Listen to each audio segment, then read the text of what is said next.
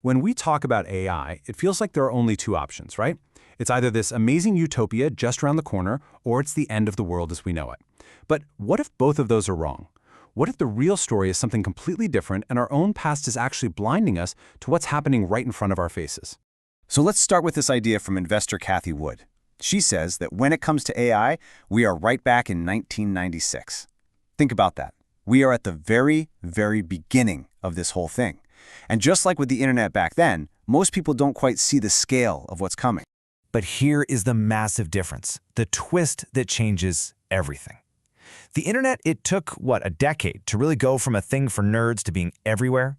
AI is doing that on a ridiculously fast timeline. The ground is literally shifting beneath our feet at a speed that's hard to even comprehend. Okay, so let's really dig into this idea. Is this AI moment just a rerun of the early internet, or are we dealing with a totally different animal this time? I mean, just think back to 1996 for a second.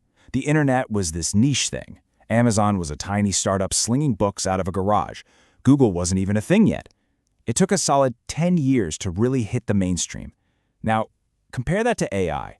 Tools like ChatGPT got to 100 million users in just 2 months, too. But here's the one thing that is shockingly similar, and it's the key to this whole story: a massive amount of investor skepticism.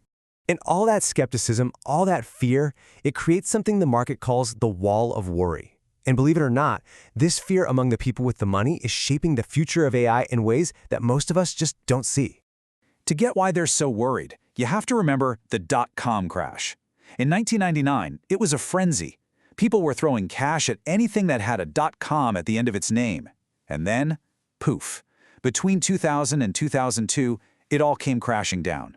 Fortunes were lost. The people who lived through that, the gray hairs who run the big investment funds today, they have what Cathie Wood calls scar tissue. So when they see all this AI hype, their first instinct is to run for the hills. And here is the wild, counterintuitive part. That fear, that wall of worry, is actually preventing another 1999-style bubble. The smartest investors are being super cautious, which is the exact opposite of the blind frenzy we saw back then. So this caution, as strange as it sounds, is actually a healthy thing. It's creating these huge opportunities for people who are willing to jump in while everyone else is scared. All right, so all of this caution from investors leads us to one of the most shocking claims about where AI is headed. We've talked about the money people, but what about the jobs at the very top of the food chain? Just let that sink in for a second. The claim here is that a billion-dollar company is already being run by an AI, and there's just a human CEO acting as the public face of the company. I know, it sounds like something straight out of a sci-fi movie, but the logic behind it is actually pretty solid. And that logic comes down to something called Moravec's paradox. We've always been told that automation is coming for the low-skill jobs first, right? Well, this paradox flips that whole idea on its head. Turns out the really high-level thinking, strategy, analyzing tons of data, that's stuff that's surprisingly easy for an AI. But simple physical tasks, like folding your laundry, incredibly hard for a robot. So think about it. What does a CEO actually do all day? It's almost all cognitive labor. They're not wiring a house or fixing a leaky pipe. They are processing information and making big decisions, which is exactly what these new AI models are built for. And that makes the C-suite way more vulnerable to AI than skilled tradespeople like plumbers or electricians. And if you're sitting there thinking, okay, but this is all years away, well, look at this chart. The time between major new AI model releases shrinking fast. OpenAI went from a 97-day cycle down to just 29 days. We are rocketing towards this state of continuous improvement, and the gap between what AI can't do and what it can do is closing way faster than anybody is ready for. Okay, so what in the world does all this mean for you, for your actual daily life? Well, let's start with that phone that's probably in your hand or in your pocket right now. The whole app ecosystem as we know it is about to get completely flipped on its head. A prediction is that as many as 80%, 80, of the apps we use every single day could just disappear, gone, replaced by a personal AI agent.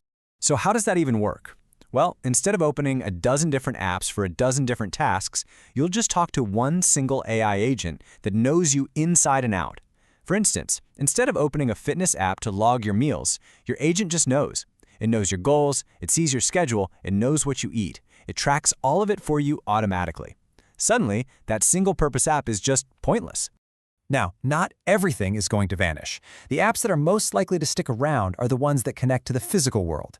Things that use your phone's camera or its GPS or control some other piece of hardware. But any app that's just there to manage data, its days are probably numbered.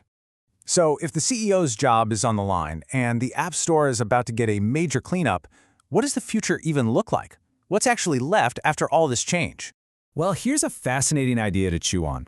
In a world where you don't need all those specialized apps, the big AI models themselves, the brains behind it all, they could just become commodities.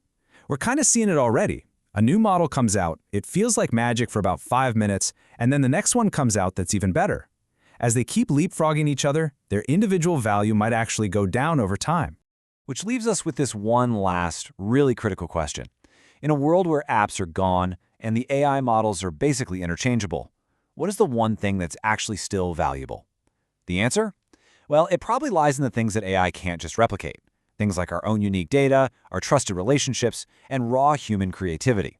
As this whole digital world gets remade, maybe the new center of everything will be the very things that make us most human.